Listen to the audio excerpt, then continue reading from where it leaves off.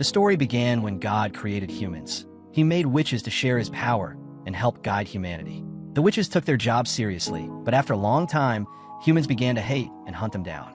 We follow a witch named Morgan and her young apprentice Adonis, who seem to be lost in the desert. Morgan is struggling to read her map while Adonis whips out his Google Maps.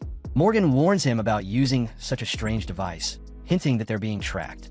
Adonis casually explains it's just a phone he made using summoning magic, which doesn't rely on radio waves, making it undetectable by military tech.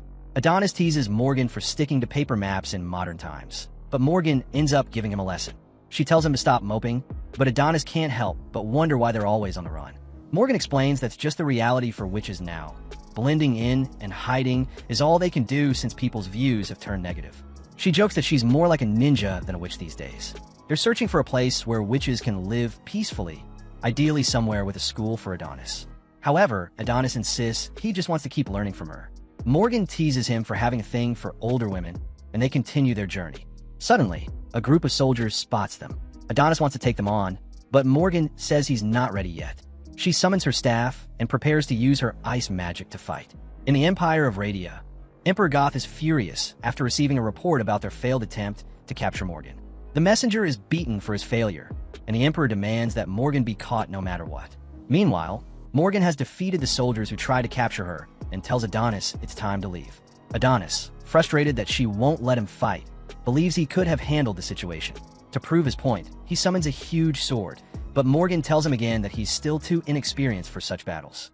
Adonis suspects the real reason she's holding him back is because he's human and she doesn't want him to kill his own kind, but Adonis reassures her that he doesn't care about that. He just wants to protect her. Morgan is touched by his determination and acknowledges his feelings. Just then, one of the soldiers' devices activates, transmitting their location.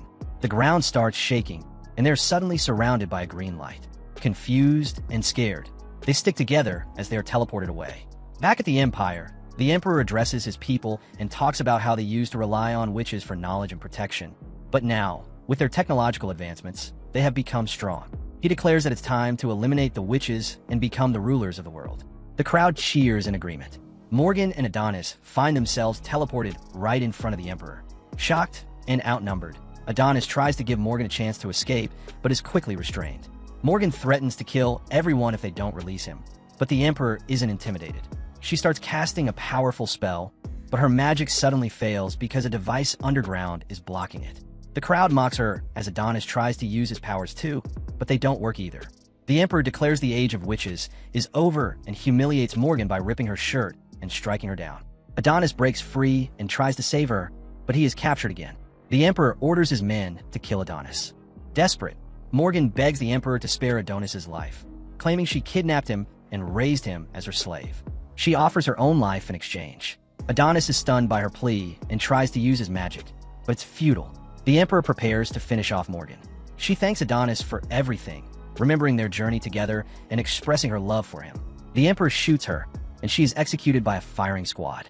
Adonis watches in horror as the Emperor displays Morgan's head to the cheering crowd. Filled with rage and grief, Adonis vows to destroy them all and avenge Morgan's death. 10 years later, in a Radia Empire prison, two women fight over a loaf of bread. A girl named Daroka steps in and offers her share to stop the fight. The women quickly take it, and Daroka's friend Anna worries if she'll be okay without food. Daroka shows she's still energetic and tells Anna not to worry. Anna can't believe Daroka can still help others despite their bad situation. She thinks about how, even though the witches were wiped out and technology advanced, wars never ended. She and Anna are prisoners of war, but Daroka tries to cheer her up with a puppet show. Suddenly, guards come in calling for prisoner number 28. The girls know that people who get called never come back. They want Anna, but Daroka steps forward instead. Anna cries, realizing Daroka is sacrificing herself for her. Daroka is taken to the warden, who says the prisoners are being sold as slaves. The warden takes a selfie with Daroka. Daroka bites his finger and escapes, taking his phone. She tries to unlock the cells, but finds the phone needs the warden's voice. Imitating his voice, she manages to open all the cells. Daroka tells everyone to run, causing chaos. She looks for an exit, but ends up in a strange room. A guard catches her, but then panics as a containment unit starts to unlock, revealing someone inside. The man breaks free, and it's Adonis, looking very angry. The guards are terrified as Adonis quickly takes one out. Another guard tries to shoot him, but Adonis deflects the shot and uses the guard's gun against him. Daroka is scared as Adonis approaches and shoots her, but instead of hurting her, he frees her. As chaos continues, the guards struggle to regain control. At the National Security Bureau, Director Yamado gets a report about the incident. He orders his executive Ikout to handle it, and Ikout eagerly agrees. Yamado's sister Yuki is not happy with Ikout's casual attitude. She reminds him of their duty to keep order in the Empire. Yamato reassures her, saying there's a reason Ikout is an executive. Back at the prison, the warden is terrified to find out that Adonis has escaped. He can't figure out how Daroka managed to open Adonis's cell, because even his phone shouldn't have had that ability. On top of that, Adonis's magic pen is missing. Outside, Adonis uses his magic for the first time in 10 years. He fires a huge bullet that crashes into a building, planning to destroy the city. Ikout is cleaning up the mess in the prison when he hears about the attack and decides to go there. But first, he takes down the warden. Daroka also manages to get out, but when she sees the destruction Adonis is causing, she feels it's her fault for freeing him. Adonis walks through the streets thinking about how his master wouldn't want him to seek revenge, but he can't let go of his anger. He summons a giant robot and begins to destroy everything in his path. An officer gets a report about the attack, but thinks it's a prank. Suddenly, a car crashes through the wall, and the driver looks terrified. The officer thinks the man is crazy until he sees the chaos outside. Yamado and Yuki watch from a distance and confirm that Adonis is causing the destruction. Yamado suggests using their magic suppression device, but it hasn't been used in 10 years, so they aren't sure if it will still work. The city declares a state of emergency and tanks are deployed. They fire the giant robot, but miss. Adonis retaliates by smashing buildings and throwing debris at the tanks. For humans to use magic, they need to understand and organize it. Even while Adonis was locked up, he practiced in his mind, planning to destroy everyone who benefited from his master's death. Adonis summons 2 massive guns and starts shooting everyone. Even though he's getting his revenge, it doesn't make him feel better, and he starts to cry. Ikout sees Adonis in the giant robot's hand, and the NSB sends jets to bomb him. Civilians get caught in the explosions, and a building is about to collapse on a child, but Daroka saves the kid just in time. She feels bad for everything that has happened and promises to fix things. Meanwhile, at the palace, the Emperor is bedridden with an incurable illness. He wonders if it's a curse from God, but feels no regret for exterminating the witches, believing it was necessary for humanity's sake. Adonis is battling soldiers on the ground, and his magic is too powerful for them. He wipes them all out and is about to kill the last soldier when Daroka begs him to stop. She thinks he's done enough and doesn't want to see any more innocent people die. This angers Adonis. He recalls sparing her because she was from a different country, but now he considers killing everyone. Daroka tells him Morgan wouldn't want this, but Adonis snaps at her not to mention his master's name. He suspects the humans are using her to distract him, remembering how they fight dirty. Daroka then reveals she's a witch. Adonis doesn't believe witches still exist, but she insists some survived. Adonis asks why they didn't save his master, and Daroka explains they were too desperate to escape. Adonis doesn't want her apologies, but Daroka says they can bring Morgan back to life. Adonis finds this hard to believe, but Daroka says she infiltrated the country to find him and use his memories to resurrect Morgan. Adonis is ready to kill her, but stops when he sees her face, which reminds him of his master. He breaks down in tears. Daroka tells him he's not alone anymore, but suddenly she gets shot. Ikout, who missed his target, is sad because he intended to hit both. In a flashback, Daroka watches as soldiers burn a village and kill witches. A witch named Mia tells her the humans attacked without warning. Daroka wonders why, since the witches did nothing wrong. Mia knows they can't fight back because a device is blocking their magic, so she tells Daroka to escape and inform their leader Ilya. Mia advises Daroka to follow the Star of Revelation, which will lead her to Ilya's mansion. Mia urges her to run, and Daroka dashes away as soldiers surround Mia. Back in the present, Daroka is seriously hurt. Adonis tries to keep her awake and asks how he can bring Morgan back to life. Daroka manages to give him some important information, but soldiers start shooting and Daroka dies. Adonis realizes he's surrounded. Using his magic, he stops the bullets in midair and sends them back at the soldiers, killing them. Ikout tries to shoot Adonis from a distance, but Adonis controls the bullet, makes it huge, and sends it back, killing Ikout instantly. Meanwhile, Yuki heads to the magic suppression device, thinking it might stop Adonis. Director Feta stops her, saying they can't use the device. Yuki demands to know why, so Feta calls Yamado and explains that the device releases particles that cause a deadly disease, killing human cells. This is why the soldiers involved in the witch hunt face terrible fates. Feta explains that the natural environment has changed since the witches were wiped out, making the device even more dangerous now. She also reveals that the Emperor was exposed to this device, which is why he is now terminally ill. Yamato watches as Adonis continues his destruction. Feta tells Yuki to leave, but Yuki rushes to the device, knowing Adonis is a huge threat. Feta orders everyone to retreat and chases after Yuki, telling her not to activate the device. Yuki ignores her and activates it anyway. Adonis's magic suddenly stops, and he drops his pen. Yamato gets a call from Feta, saying she has turned off the device. He worries about Yuki, but Feta urges him to focus on Adonis before he can use magic again. She reminds him that they must win because the Empire is supposed to be unbeatable. Yamato orders the soldiers to attack Adonis. As Adonis tries to grab his pen, soldiers aim their guns at him. Suddenly, a girl rushes forward as a nearby building collapses, blocking the soldiers' view. The girl beheads Adonis, who accepts his fate, happy to reunite with Morgan. She presents Adonis's head to the soldiers, who cheer, thinking the threat is over. Feta, however, tells them it's too soon to celebrate. They still need to collect Adonis's body and rescue survivors. He asks about the girl who killed Adonis, learning she's a new recruit, but he orders the officials to focus on finding Yuki instead. Feta and Yuki get medical help, while the Emperor speaks to the public. He blames Adonis for the disaster and many deaths. He admits they don't know how Adonis could use magic, given he was just human, and feels guilty for letting him live so long. The Emperor reassures everyone, saying their empire is the greatest with its advanced science and top soldiers. A girl named Irie watches the Emperor's speech. Her instructor tells the class that some students died, but they will continue with exams.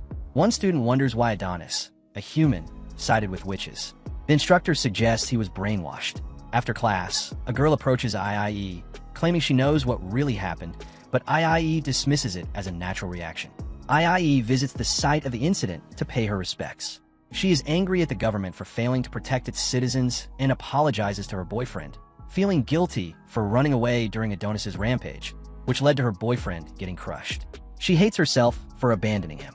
While looking at pictures of Adonis, she finds him attractive but realizes the deputy director, Gorgeous, is watching her. He works for the government but assures her he won't report her. After she leaves, he contacts his subordinate, Charmy, saying she's been influenced by terrorists and should be arrested for treason. A soldier informs Gorgeous that they've completed the final check in the disaster area. As they prepare to leave, Charmy reports that an analysis revealed Adonis's body was fake, suggesting he might still be alive. Adonis is in a lot of pain as some witches treat his injuries. They worry that the transfer was too intense for a human to handle. Aelia arrives and uses her calming magic to soothe his mind. Adonis remembers the events and sees that the soldier who helped him was actually Daroka's friend, Anna. She tells him that getting him out was the most important thing. Suddenly, Adonis is sealed in a protective ball and flown away, crashing to the ground. Aelia hugs him, thanking him for fighting for the witches. Adonis demands to know where he is, and Aelia tells him he is in a nation of witches. The next day, Adonis is given a tour, seeing the witches living peaceful lives. Aelia tells him to take it easy because his body went through a lot. The witches greet him warmly as Morgan's apprentice. Adonis wonders how they knew his master. Aelia explains that Morgan was well known for her strength and kindness, but was exiled because she took a human apprentice. Their magic is considered a gift from God, meant only for witches. Getting impatient, Adonis asks Aelia to get to the point. She then shows him his quill and hands it back to him. Adonis demands to know if it's really possible to bring back his master. Aelia assures him that witches don't lie. Feeling relieved, Adonis suddenly notices the earth above them and realizes they are on the moon. Aelia shows him the sacred Nino tree, explaining that it is the last one they saved from Earth before humans destroyed the rest. This tree helps witches to be born or reborn. Adonis is fascinated, thinking Morgan could be inside one of the fruits. Aelia explains more about the Nino tree. She says that magic is the act of turning thoughts into physical forms, and Adonis's summoning magic is a perfect example of this. She tells him that by using his magic, he can seal Morgan's memories into one of the fruits on the tree, and this will bring her back to life. Adonis is amazed and hopeful, but also cautious. Aelia tells him to take his time and think about it. When he is ready, he can call her to proceed. Adonis is deep in thought about his master when Anna approaches him. She starts crying about losing Daroka to save him. Adonis brushes it off, saying it's not his problem, and begins to walk away. Anna accuses him of being selfish, only caring about bringing his master back. She questions why they even risked their lives for him. Adonis, however, knows the real plan of the witches. Anna is surprised by what he says, but Adonis tells her to stop acting clueless. He reveals that before Daroka died, she warned him about the witch's true motives. He explains that witches can survive harsh conditions without protection, and their grand facility is actually a prison for humans. Adonis believes the witches want to kidnap people, teach them magic, and use them as soldiers because they are nearing extinction. Only Morgan can make the special quills needed for this magic, so they want to bring her back. Anna, desperate, asks Adonis what he will do and pleads for his help. Adonis says he will bring back his master no matter what, but if she refuses to help the witches, he will see them as enemies. The time for the ritual comes, and Adonis uses his magic to transfer his memories into the fruit. He recalls his fond memories with Morgan and how much he loves her. As the ritual completes, a bright light flashes, and to his surprise, it's Daroka who emerges from the fruit. Adonis is crying as he tells Morgan he loves her. Because of his love, he can't force her to go through the same suffering again. He decides not to bring her back to life, as there's no place for her. Humans want to kill her, and witches want to use her as a weapon. To save her from a terrible fate, he uses his magic to change the spell and resurrect Daroka instead. He catches Daroka as she revives, saying he didn't want to leave his debt to her unpaid. Daroka is confused to be alive. She remembers dying back on Earth. Embarrassed as she realizes she's naked and quickly backs away, asking Adonis to forget what he saw. Adonis tells her to just put on a jacket and stand up. Meanwhile, the other witches are growing angrier by the minute. Alia, with an angry smile, questions how Adonis could do such a thing after all they did for him. They brought him there, healed his wounds, and guaranteed his safety, yet he ruined their plans. The other witches start accusing him, saying it's typical human behavior, claiming he never really loved Morgan or that Daroka must have convinced him somehow. Alia glares at him with murderous intent. Adonis tells them all to shut up, saying the choice was his alone. Alia, angry at Adonis's tone, raises her hand to cast a spell on him. Suddenly, several lights appear around her, and she panics, questioning what Adonis did. Adonis says he didn't do anything, he's just a long-term prisoner, and pulls out a tracking chip from his body. An explosion occurs, and the last Nino tree catches fire. The culprit is Yamato, who tracked Adonis using the chip. Yamato faces Adonis and the witches, saying they're trapped and will be wiped out like rats. Adonis tells him to stop being rude since he invited him to this final place. A witch shouts to Alia, saying she'll handle the burning Nino tree with water magic.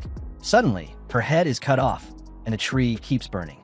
Alia, frustrated, tells everyone to get ready to fight the humans. They transform into their battle gear. Adonis confronts Yamato, who tries to attack him quickly, but instead, Adonis uses magic to take Yamato's gun. Yamato falls, and Adonis shoots him, but Daroka stops him by grabbing his shirt. Nearby, witches fight soldiers, using different magic to kill many soldiers. Alia uses her magic to make the soldiers float. Their bullets slow down and miss her. She gathers the soldiers together and crushes them, covering the area in blood.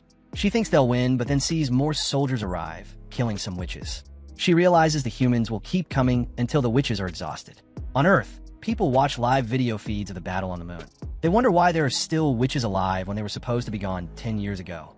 Director Feta, on life support due to cancer from the magic suppression machine, explains why they failed to find the witches. She says during the witch hunt, they used capsules to send dead witches into space. Those capsules were probably used by witches to escape to the moon, where they built a hidden station. Dinma is furious that the witches are still alive and blames Feta for not discovering this sooner despite their big budget. He says her failure will cost her more than her job. Shirasagi, director of the New York, tells Dinma to calm down and focus on solving the problem. They can deal with public relations later after they have finally dealt with the witches. In a flashback, we see Yamato caring for Yuki, who now has stage 5 cancer from the magic suppression machine. He remembers how she was always by his side. Even when he became a director, she became his vice director, the youngest ever. Yamato loves his sister dearly. Despite not liking bureaucracy, Yuki took the job to stay close to him. He blames Adonis for Yuki's sacrifice to stop him and vows to make Adonis suffer for what happened to her. Yamato sets his battle suit to 500% output and stands up, severely wounded but now incredibly fast. He charges at Adonis and punches him across the field. Daroka runs to Adonis, but he tells her to keep her eyes on Yamato, who is determined to kill him. Yamato yells that he will make Adonis pay for siding with the witches. As he prepares to draw his sword, he thinks about retiring and living peacefully with Yuki once this battle is over. He unsheathes his sword and unleashes a powerful anti-witch slash that stretches across the field. The attack is so strong that it instantly kills all the witches in the area. Adonis dodges, but Aelia and many others are killed. Even Daroka barely escapes the attack, saved by Anna's magic, but Anna couldn't save herself. Back at headquarters, they ask for a report on the situation at the witch base because they've lost the feed and can't see what's happening. The whole base is covered in red as Daroka cries over her friend's dead body. Adonis and Yamato are the only ones left fighting. Yamato sends a message to his headquarters saying he has taken down the witches and only needs to finish off Adonis. Adonis uses magic to put on metal armor and charges at Yamato. Adonis jumps to avoid Yamato's sword slash. As he lands, he enchants his fist, breaking Yamato's sword and punching him in the chest. Yamato doesn't give up. He uses his suit to trap Adonis and regenerates his blade to slash him again. The witches, terrified, sit in a pool of blood from their fallen friends. Aelia, who is badly hurt, tells them not to lose hope, but they feel hopeless because the Nino tree, which allows witches to be born and resurrected, has been destroyed. One which tries to rally the others, saying they need to help Adonis, but she is shot in the back as more soldiers arrive. Yamato sticks his sword in the ground, creating a tornado that pushes Adonis back and gives Yamato a chance to stab him, but Adonis has a trick. He brings down a huge sword, cutting off Yamato's arm. The suit stops the bleeding, and Yamato says Adonis is too dangerous to live and must die here. He raises his sword to kill Adonis. Just before he strikes, Daroka yells for him to stop. Her spell freezes everyone, and the soldiers point their guns at her. She calmly walks past them to Yamato and asks his name. He answers, confused why she did. Adonis laughs and tells Daroka to kill Yamato. Yamato demands she release him, but Daroka, with a trembling hand, asks him to promise to leave with his soldiers if she undoes the spell. She wants to stop the fighting. Adonis calls her crazy, reminding her that Yamato killed many witches, including her best friend. Yamato mocks her, saying witches are evil and cause chaos. He says Adonis, who killed many innocent people, must die. Daroka uses magic to stop his punches and argues back. She says humans started hunting witches for no reason, and most destruction is caused by human inventions, not witches.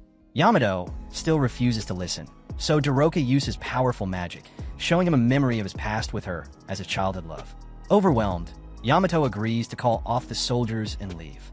Adonis, full of revenge, takes a chance to stab and behead Yamato. The soldiers are shocked, watching their leader die. Adonis walks up to Daroka, praising her powerful magic.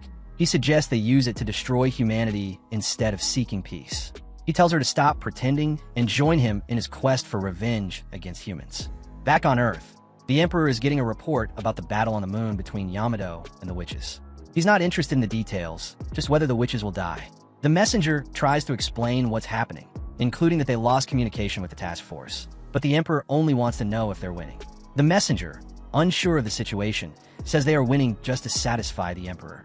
The Emperor asks if Adonis is also on the moon.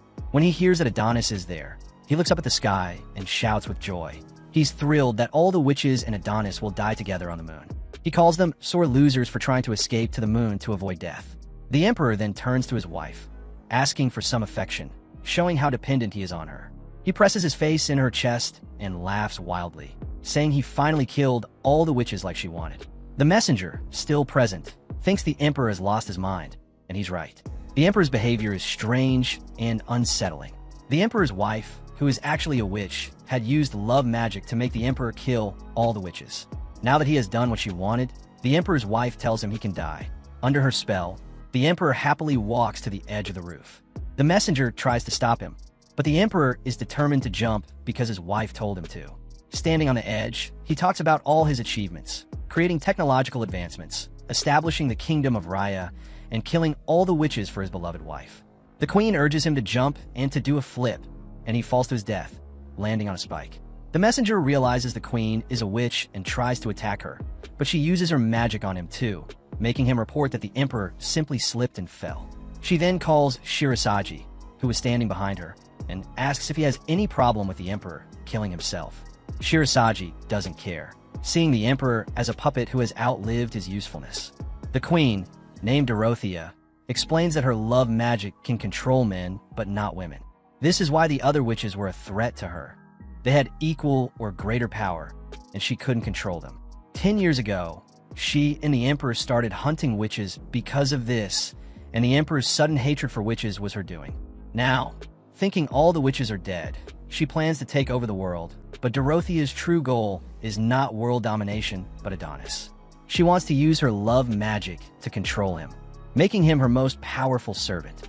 As the only man capable of using magic, he will be a valuable asset to her. Dorothea is a witch who transcends the multiverse and is obsessed with Adonis. Meanwhile, Adonis asks Doroka to help him destroy the human world. Doroka says no, so Adonis decides to do it alone. Since Doroka's spell is still active, the soldiers can't move. Adonis uses a spell to create bloody tentacles from the blood on the floor, wrapping them around the soldiers and tearing them apart. The soldiers scream in pain and fear, while Doroka tries to stop Adonis from killing them. Doroka doesn't want to use her magic on Adonis, but she feels she has no choice. Before she can act, Adonis appears in front of her and dares her to try using her magic on him. He threatens to make sure she dies a second time if she does, then goes back to his killing spree. Doroka cries out, telling Adonis that his revenge will only cause more people to seek revenge on him, but Adonis doesn't care. He feels he has nothing left to live for except revenge. He finishes off the remaining soldiers, their blood splattering across his face. Adonis walks past Doroka and over to Yamato's dead body. He grabs Yamato's head and magically removes his face. Using Yamato's face and voice, Adonis sends a message to the Empire's headquarters, pretending to be Yamato. He says they won the battle against the witches and asks to be teleported back. However, the director at headquarters notices something strange and realizes it isn't Yamato. Adonis removes Yamato's face and grabs Doroka, planning to take her with him because her magic is useful. Doroka slaps him and asks if he thinks Morgan would be happy with what he's done. Before Adonis can answer, the Empire's teleporter activates, surrounding them both. Aelia, still on the moon, realizes this was Adonis's plan to trick the Empire into thinking they won and then return to Earth in disguise. As they're being teleported, Adonis silently apologizes to the witches who died because of him, showing he still feels some guilt. Back on Earth, the Empire is ready for Adonis. They figured out he was pretending to be Yamato and prepared an ambush, opening fire as soon as the teleportation completes, but nothing arrives. It's announced that the teleport coordinates were changed and Adonis's signal is lost. Aelia realizes that Adonis escaped and tells the witch's apprentice that Adonis has won this round. Somewhere in the desert, Adonis and Doroka are standing together. Adonis points to the stars, showing Doroka that they are back on Earth. He is covered in blood, but looks determined. He tells Doroka that they will start taking over the Radia Empire. They will attack small towns and villages first. We see a flashback of what happened before they teleported. Doroka was begging Adonis to help the witches still alive on the moon, but Adonis was busy using his magic to change the teleportation coordinates, focused on his plan to return to Earth. Adonis tells Doroka they will gather supplies and information as they attack places on their way to Radia. He is ready to start, but Doroka wants to go back to the other witches. Adonis calls her foolish, saying that the witches on the moon are all dead. Doroka refuses to believe this and demands to be sent back. Adonis gets angry and calls her a spoiled child. Doroka snaps back, saying he is the childish one because all he cares about is revenge. Adonis uses his memory magic to show Doroka how she begged Yamato to save them. She feels ashamed and cannot watch. Adonis realizes that Doroka didn't fit in with the other witches because they hated humans, but Doroka wanted peace. Doroka tells Adonis that she wanted to meet him because she wanted to know why Morgan chose him as her apprentice. She hoped Adonis could bring peace between humans and witches, but now she sees she was wrong. Adonis tells her she doesn't understand him at all. He says humans will never forgive him, just as he will never forgive them, so the fighting will never end. Adonis silences Doroka, saying Morgan's life was worth more than all of humanity. The world made a huge mistake by taking Morgan from him, and it deserves to be destroyed. Doroka doesn't understand his anger and wonders how far he will go. She blames him for the deaths of the witches on the moon because he brought the humans there. Adonis says bringing the humans was the only way to get back to Earth. The witches were just pawns in his plan, and Doroka still can't believe how cold-hearted he is. Doroka becomes very upset, She says the witches fought hard to survive and didn't deserve to be used in Adonis's plan. Adonis silences her again, asking how she can defend humans when they killed so many witches. He accuses her of betraying the witches by not wanting revenge. Daroka disagrees, saying that revenge won't heal any wounds. Adonis doesn't care anymore. He starts to walk away, saying he has nothing left to lose. Daroka tackles him, reminding him that he still has the life that Morgan worked so hard to protect. She begs him not to let the cruelty of the world change him. She isn't asking him to forgive humans, just not to let revenge consume him. She fears that seeking revenge will destroy him and make him like the people who took Morgan from him. Daroka thinks Adonis still has plenty to lose, but they can't understand each other. For Adonis, revenge is the only thing that proves he and Morgan existed. He feels that if he stops seeking revenge, every trace of Morgan's existence would disappear, and that thought terrifies him. Daroka breaks down in tears, and Adonis points out that all she does is cry. They start to understand each other a little, but Daroka notices Adonis's health is getting worse. A group of bikers sees them from a distance and thinks they're a couple having fun. The leader, Mr. Punch, decides what to do with them later. Adonis wakes up in a strange place, tired of always waking up in unfamiliar spots. He tries to remember what happened. He recalls Daroka asking bikers for help because he was losing blood and couldn't move. Mr. Punch, the leader of the bikers, shows up and wonders if Adonis's cold eyes mean he's killed someone. Punch doesn't understand much and offers Adonis a drink. Adonis refuses, thinking it's dirty water, but Punch insists it's the best drink ever. Adonis just wants to know where Daroka is. Punch explains that Daroka was looking after him until a while ago when some young guys took her away. Adonis demands to know where she is, so Punch takes him outside. Punch welcomes him to the wasteland, a place full of people from poor countries, refugees, and escaped slaves from Radia. It's a place where people left behind by society end up. Suddenly, Adonis hears Daroka's voice begging someone to stop. She's surrounded by men, and Adonis worries they are hurting her. Punch explains that they don't see many women in the wasteland and makes a crude comment about her screams. Adonis rushes to save Daroka, ready to fight, but is surprised to see she is learning to ride a motorcycle. She was asking them to stop the bike, but the guys were just encouraging her. Daroka is happy to see Adonis awake, but falls off the motorcycle. She's concerned about his injuries, though she looks hurt too. Daroka gives Adonis some small figurines and apologizes for not realizing how injured he was. Adonis coldly throws the figurines away. Punch announces they will have a party, and Daroka helps with the preparations. That night, everyone drinks heavily, and Daroka serves the drinks. An older man tries to flirt with her, but she ignores him. Adonis isn't in the mood to party, which makes Daroka sad. Some guys joke that she must be fighting with her boyfriend. She tries to explain that they aren't together, but no one believes her. They ask about their story, so Daroka says they are traveling the world. Everyone laughs, finding it funny they would come to the wasteland. They think Daroka is a nice girl. Suddenly, the men start collapsing. Daroka panics, thinking Adonis poisoned them, but he explains he used magic to turn their alcohol into a tranquilizer. Daroka is relieved they are alive, but worried when Adonis finds a gun. She begs him to stop, reminding him these people saved them and gave them medical help. Adonis doesn't care, but says he won't kill them because they aren't worth it. Adonis shocks Daroka by saying he no longer needs her. She asks why, and he explains that unlike her, he can't laugh and have fun after losing someone important. He can't relax or joke around. Adonis believes they are too different. Daroka explains she pretends to be fine to blend in because they can't let people know she's a witch. She laughs to keep up appearances but isn't really okay. Adonis tells Daroka never to end up like him and then leaves. The next morning, Mr. Punch asks Daroka if her boyfriend left. Daroka quickly corrects him, saying Adonis isn't her boyfriend. Punch comments on how bold Adonis is for leaving without even saying thank you, leaving Daroka alone.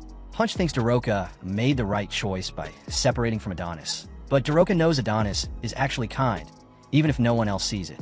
Meanwhile, Adonis wakes up alone and remembers everything Daroka told him. Her words have affected him, but he hates admitting it. Suddenly, he notices someone following him. He wonders if the tranquilizer he used was too weak or if it's someone from the Empire. Either way, he's ready to fight and declares he'll stop anyone who gets in his way. Back in the wasteland, Daroka is shocked when Mr. Punch reveals he knew Adonis was the witch's apprentice all along. Daroka tries to deny it, but Punch insists it's true. He recalls a memory from when he was dying in the desert, and Morgan, the ice witch, and her young apprentice, Adonis, saved him. Punch explains that the greatest happiness is having something worth fighting for, even against the whole world. He tells Daroka that you can't settle the question of whether revenge is right or wrong. Adonis has chosen revenge, and even if it leads to his death, that's his choice. Punch asks Daroka what she plans to do. She says she doesn't want anyone else to die because she couldn't protect Anna and the others. She refuses to let Adonis die. Punch wonders why she's still talking to him instead of helping Adonis. We then see that the person following Adonis is actually Daroka. Adonis is surprised and wonders if she's trying to stop him. Daroka promises not to get in his way and asks to travel with him. Adonis is shocked. Daroka explains she thought about it and believes Adonis needs her. She says it's dangerous to travel alone and that having good company makes the journey easier. She thinks they would both benefit. Adonis wonders why she didn't just stay away. He thinks she's a noisy girl but starts chasing after her. Elsewhere, in the Radia Empire, a large crowd gathers for the new emperor's coronation. Oz looks over the city and is happy to see it peaceful. At a stadium, the 23rd Emperor of Radia, known for his great achievements, is praised. This emperor, Goth, was responsible for huge advancements in science and technology. Thanks to him, they have futuristic trains and cell phones, and they no longer need the witch's power. Emperor Goth was very smart, but unfortunately, not smart enough to avoid death. The nation has been restless without him, but now they are ready to welcome a new leader. As a countdown begins, everyone eagerly waits to see their new monarch. When the countdown ends, cheers erupt for their new leader, Queen Dorothea. The scene is strange as people scream for her, and she performs like a K-pop star. Her performance is broadcast everywhere, and Dorothea uses her love spell to gain fans. She becomes incredibly popular online, and many guys get in trouble with their girlfriends for watching her. During her performance, Dorothea tells her fans she loves them all. In a distant place, a man watches the broadcast on his dragon-shaped phone and comments on the irony of Dorothea, a witch becoming the human monarch. She exterminated her own kind using human science and now rules the world. Meanwhile, people are being executed, and Feta is not happy. The man with the dragon phone realizes Dorothea is crazier than expected, and Feta's head is added to a pile, showing why she was upset. Dorothea finishes her performance, and particles from the crowd form a crown on her head. The stadium erupts in applause for their new leader.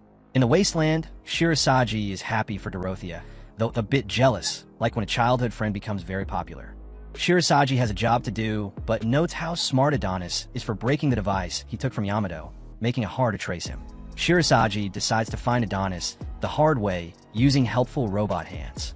Adonis is with Daroka, and Shirasagi strangely calls him the boy loved by the goddess. Adonis wonders what Daroka plans to do since he refuses to stop seeking revenge. Daroka tries to change Adonis's heart and suggests he consider not fighting people like Mr. Punch and his crew, who are nice. Adonis, however, refuses. He allows Daroka to travel with him, but makes it clear she can't interfere with his plans. Daroka understands and stays quiet. Adonis asks Daroka to confirm that her love spell can make men fall in love with her and control them. She confirms it. Adonis wonders why she didn't use it on him when they first met in prison. He thinks Aelia might have ordered her to capture him by any means, and that using the spell would have been the easiest way. Daroka explains simply that Adonis wouldn't have liked their first meeting to go that way. Adonis reflects dramatically, realizing she is right and that their first meeting would have been terrible. As they talk, the water in a puddle nearby magically turns into little fairy-like creatures. Daroka reaches out to touch them, and Adonis and Daroka arrive at a place called Sandland. It looks abandoned, and Daroka thinks no one is there. Adonis tells her to stay put while he checks things out, but she doesn't want to be alone. Adonis notices she has a white bag, and Daroka explains that Mr. Punch gave her some supplies, including a cute snowman tent she thinks is cool, but Adonis has other things on his mind. The place looks deserted, and Daroka wonders if they're ghosts. Adonis notices broken windows, but no signs of fighting, finding it strange that no one is around. They decide to check the police station, the biggest building in town, hoping to find some answers. Daroka freaks out when she sees a mouse, but Adonis isn't amused. They make it to the second floor when a hologram suddenly appears, asking if they need help. Daroka thinks it's a ghost, but Adonis explains it's just a 3D image. Daroka apologizes to the hologram, but rushes to catch up with Adonis. They keep looking around but find nothing useful until they reach some jail cells. Adonis mentions that they both have bad memories of prisons. Suddenly, Adonis hears something and tells Daroka to be quiet. They hear someone singing and playing a guitar. It's a sad love song, and they see a man in one of the cells. Daroka tries to get his attention, but he doesn't respond. Adonis looks annoyed, so Daroka tries again, louder this time. The man is startled and surprised to see strangers. He asks why they're there since the city is supposed to be empty. Daroka explains they're just passing through. The man finds it strange they are touring abandoned ruins, and Adonis finds it strange the man is there alone. The man says he is a prisoner and has no choice. There seems to be another person in the cell with him. Daroka wonders why Adonis wants to leave, but he says they have no reason to stay, and the place disgusts him. The man laughs, saying everyone left the city after the gear expansion because they didn't want to live old-fashioned lives without witches. People follow whoever speaks the loudest. Adonis asks if there's a nearby city, and the man mentions Mamuda, 70 kilometers away. Daroka apologizes one last time, and they leave. Daroka is worried the prisoner will starve and wants to give him food, but Adonis asks if the cell was even locked. He realizes the truth, but doesn't tell Daroka. He just says the couple in the cell needs peace and quiet, not food. Daroka then notices there was another person in the cell. The man's wife had already died. The prisoner, who has lost his mind, talks to his dead wife, telling her the strangers have left and they can be together forever. He apologizes for not being able to protect her. Adonis decides it's time to head to Mamuda, leaving the sad prisoner behind. Adonis and Daroka travel through the desert and finally arrive at their destination, Mamuda. They go through an immigration gate.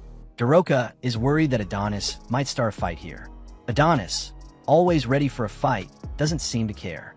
Daroka is scared because this big city has lots of soldiers and weapons. She tries to distract him by suggesting they play rock, paper, scissors, but Adonis isn't interested. As they walk through the city, they see a woman standing in the road. Daroka feels sorry for her and thinks she's in trouble. The woman says she's in a hurry, but Adonis quickly realizes she's not a real person and tells Daroka to stay away from her. Daroka stands there confused, and the woman reveals herself to be a robot. The robot scans Daroka and says she isn't bringing enough pleasure. The robot gets desperate and tries to act, but Adonis shoots it down before it can do anything harmful. He explains that it was a Mada, a robot made for adult purposes. They hear more robots making strange noises nearby. Adonis decides to investigate and tells Daroka to wait outside. Daroka wants to go with him, but Adonis insists she stays put, telling her to scream if she needs help. Daroka waits outside, but gets scared when she sees a pile of broken Mada robots. Ignoring Adonis's warning, she decides to follow him inside. As she sneaks in, Daroka remembers her promise to Mr. Punch to keep Adonis out of trouble. She reassures herself that Adonis wouldn't leave her alone, but then she recalls how he once almost choked her. When Adonis finds her inside, he gets angry. Daroka argues that they should stay together for safety since she has their supplies. Adonis surprisingly agrees, but tells her not to get in his way. They continue exploring and come across a room that smells awful and has disturbing sounds coming from it. Despite the creepy noises, they decide to go inside. They find robots that kept making disturbing videos until a man died from overuse. The robots, now aware of their actions, say they just want to be loved.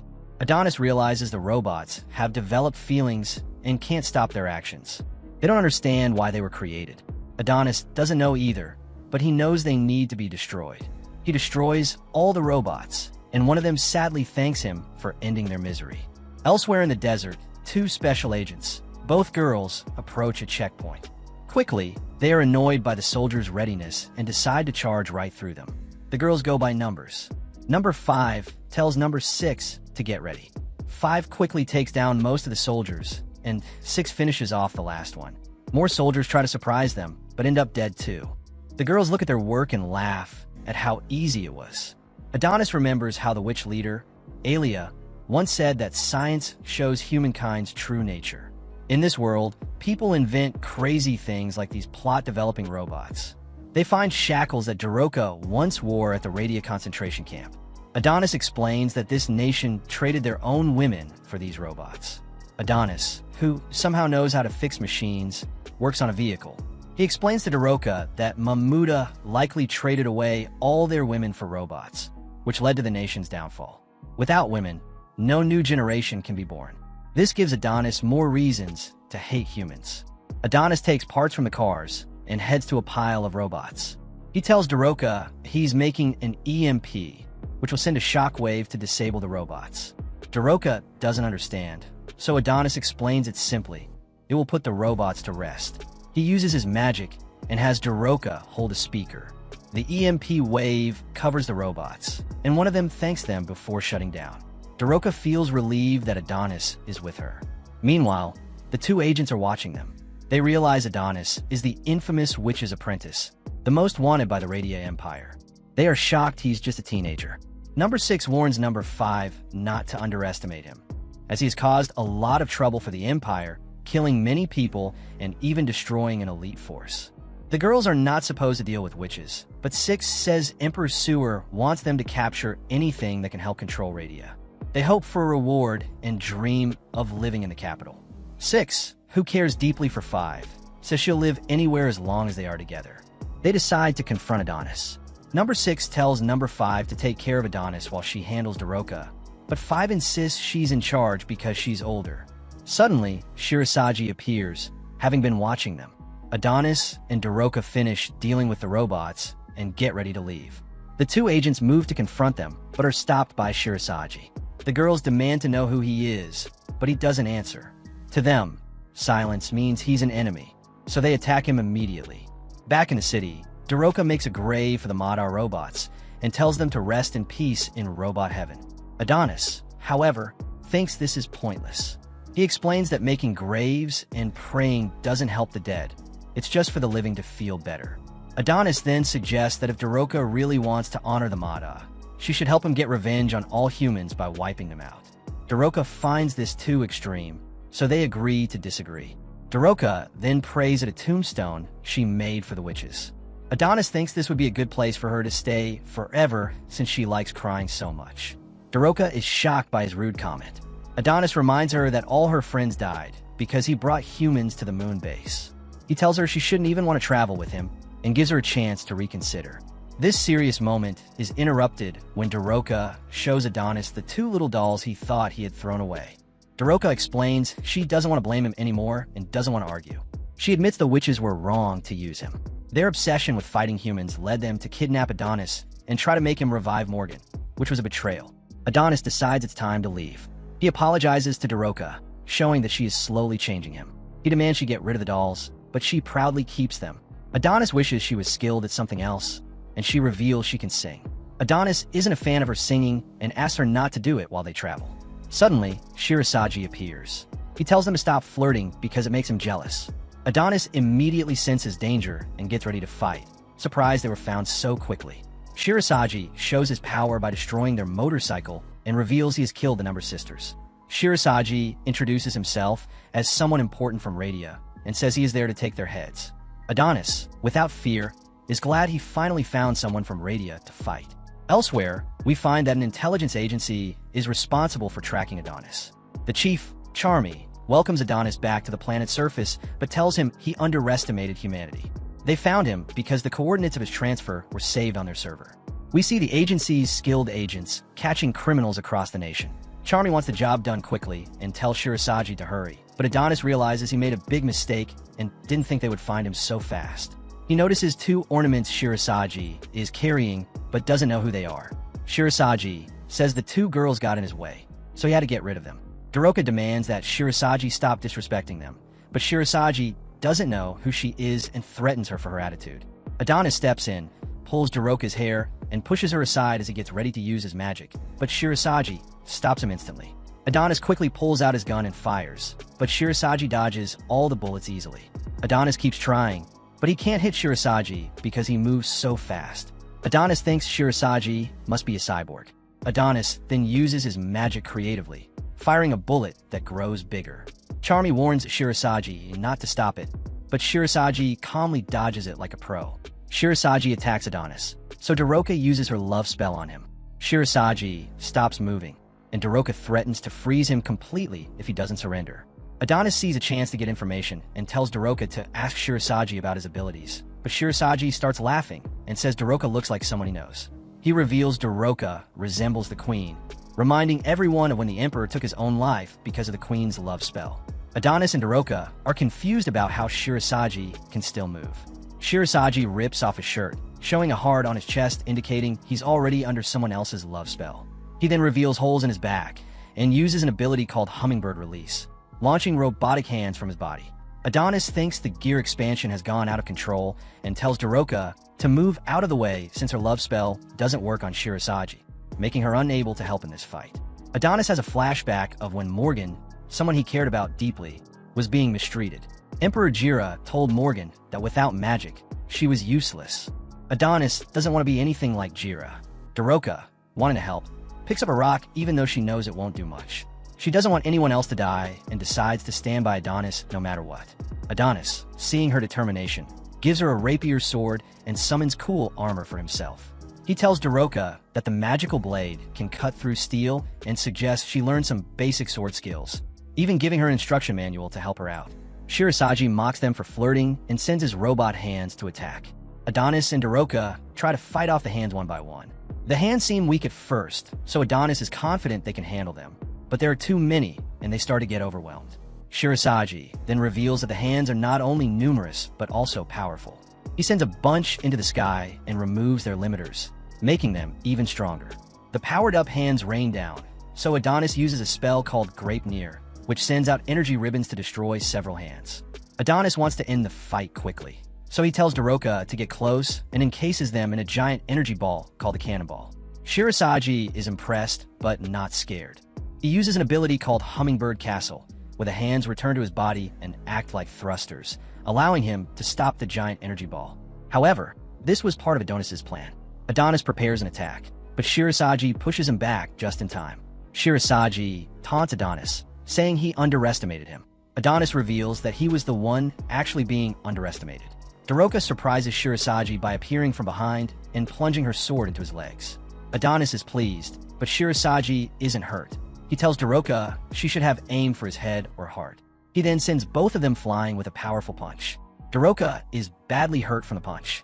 Shirasagi praises their coordination, but says it wasn't enough. He then gets caught by the energy ribbons from earlier, and Adonis begins strangling him. However, Shirasagi grabs Adonis with hidden hands and pins him against the wall. If Adonis stops using his magic, the spell will disappear. Adonis demands Shirasagi let him go, but Shirasagi tells him to release him first. Daroka realizes things are going wrong and remembers her promise not to let Adonis die. She prepares to act, but moves too slowly. Shirasagi grabs her with one of his hands and lifts her into the air. Adonis feels frustrated that he always has to save her, which motivates him to fight harder. But Shirasagi has more hands waiting and pins Adonis to the ground, keeping his pen out of reach. Shirasagi breaks free from the energy ribbons. Things look grim. Adonis is pinned down, Daroka is captured, and Shirasagi is free. Adonis realizes Shirasagi plans to hurt Daroka badly by attacking her eyes. The hands get ready for the attack, and Adonis tries to stop him. Daroka, knowing what's coming, thanks Adonis for everything and tells him she appreciates him staying by her side. Daroka and Adonis have been through a lot together. She wishes they could have seen more beautiful places. Shirasagi, however, doesn't care about their journey and tells Daroka this will be the last thing she ever sees. Adonis struggles to break free, but can't. Daroka looks at him one last time, and Adonis desperately calls out to her, but she can't hear him. She cries as the robots pierce her eyes, causing her to scream in pain. Adonis watches in horror, reminded of how Morgan was killed. Shirasagi, enjoying his cruelty, asks if Adonis is experiencing deja vu. Adonis becomes even angrier and tells Shirasagi to stop. Adonis manages to break free for a moment, but Shirasagi takes Daroka's eyes with him. Adonis rushes to her side, but she is bleeding heavily and can't see anymore. Daroka, possibly losing her sanity along with her sight, tells Adonis she is okay and that he should run. Adonis tells her to be quiet. Shirasagi interrupts, showing Daroka's eyes and laughing like a maniac. Adonis demands them back, but Shirasagi plays with them, wanting Adonis to laugh too. When Adonis refuses, Shirasagi crushes the eyes and taunts Adonis to fight him. Furious, Adonis attacks Shirasagi, using his hand-to-hand combat skills to smash him into a wall. Adonis retrieves his quill to protect Daroka, but Shirasagi sends his robot hands after them. Remembering he is the apprentice of a great witch, Adonis uses a spell to send the hands back at Shirasagi. Shirasagi dodges and realizes Adonis has hidden in a building. Adonis knows what he must do to stop Daroka's bleeding. He warns her it will be painful, but assures her to trust him. Adonis uses the jets from a robot hand to burn her eyes shut, stopping the bleeding. Daroka thanks and apologizes to him. Daroka falls into despair, imagining a normal life where they went to school together and had ordinary moments. She wonders where things went wrong. Adonis panics, thinking she has died, but she is still breathing. Her words trigger Adonis because Morgan used to talk about living normal lives. Adonis realizes he couldn't protect anyone and prepares his quill for the next move. Outside, Shirasagi is searching for Adonis. He is surprised when Adonis summons a huge creature. Shirasagi remembers that this giant caused massive damage to the capital before, so he knows he must avoid getting hit by it. Adonis, filled with rage, taunts Shirasagi, saying he wants to make the queen blind as payback for what happened to Daroka. This makes Shirasagi very angry. He sends his robot hand to attack Adonis, but Adonis calls him a stupid rabbit and tells him to shut up. Adonis dodges the hands, but there are too many, and his giant is destroyed. Shirasagi mocks Adonis for talking big, but not being able to back it up. Adonis then armors up one of his arms and tries to punch Shirasagi, but Shirasagi blocks it and throws Adonis around like a rag doll. Adonis finds a moment to cast another spell, but Shirasagi quickly knocks his quill away. Shirasagi points out the weakness in Adonis's magic. There's a delay between writing and activation. He tells Adonis to blame himself for being born human.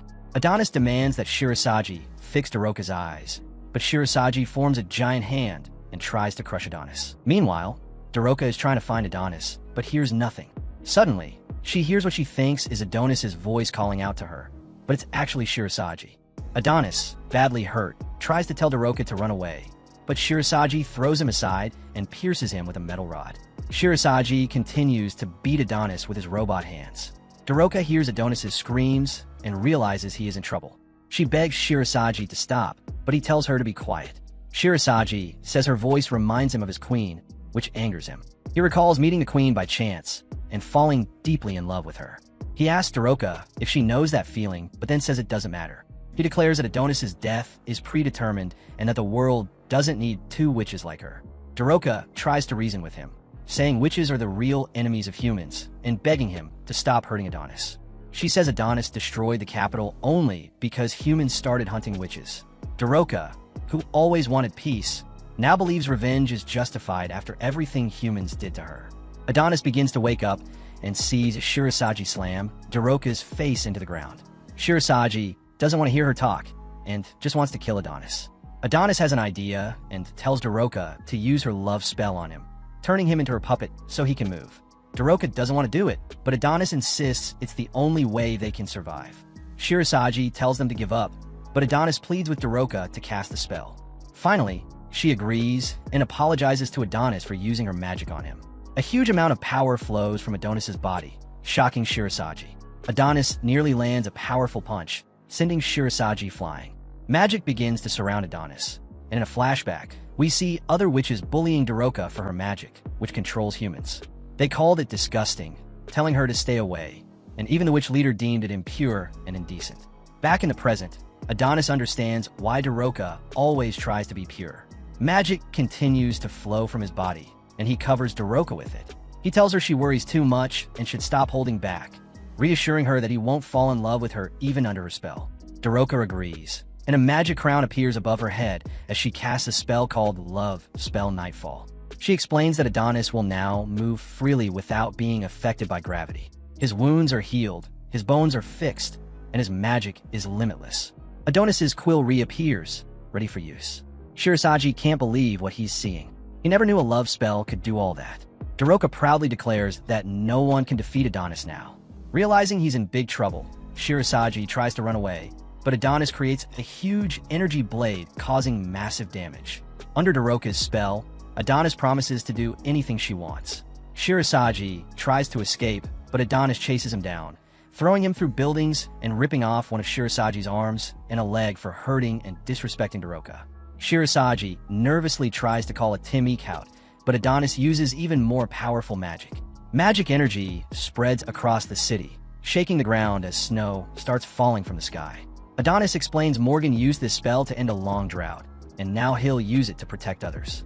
The spell appears in the sky, and Adonis calls it the Ritual of Ruin. Shirasagi tries to attack, but fails as Adonis freezes and destroys his robot hands. Desperate, Shirasagi begs Daroka to make Adonis stop, claiming the human body can't handle such powerful magic. Adonis's body begins to freeze, but Daroka covers him in flames to protect him. Shirasagi, shocked by her power, tries to attack again but is frozen in place by Adonis. Adonis announces the spell is ready, causing strong winds just as the spell, called Absolute Zero, sends a beam from the sky. Shirasagi, frozen and unable to move, realizes everything has gone wrong. Charmy tries to warn Shirasagi through a drone, but Adonis's magic destroys it and freezes Shirasagi further. Adonis holds Daroka close as the entire city begins to freeze. Back with the biker gang, they notice the air getting colder. Mr. Punch sees something strange happening in the distance and tells everyone to find shelter. Though confused, they listen to him. Soon, ice falls from the sky instead of snow. Meanwhile, Charmy communicates with her team, but they lose contact with Shirasagi, and the satellites detect a massive spell and sudden temperature drop where Shirasagi is. They can't confirm if Shirasagi is alive or dead. The satellite shows a huge cloud over the city. Director Ruse, amazed by Adonis's power, realizes capturing him won't be easy. When the storm ends, the bikers emerge, puzzled since it never snows here. Mr. Punch looks toward the city and hopes his friends are safe. Inside the city, Adonis and Daroka are covered in snow. An image of Morgan appears and hugs Adonis, though it's not her real body. Adonis remembers his promise to use his magic to protect others as Morgan's image disappears. Daroka wakes up and realizes she's covered in armor.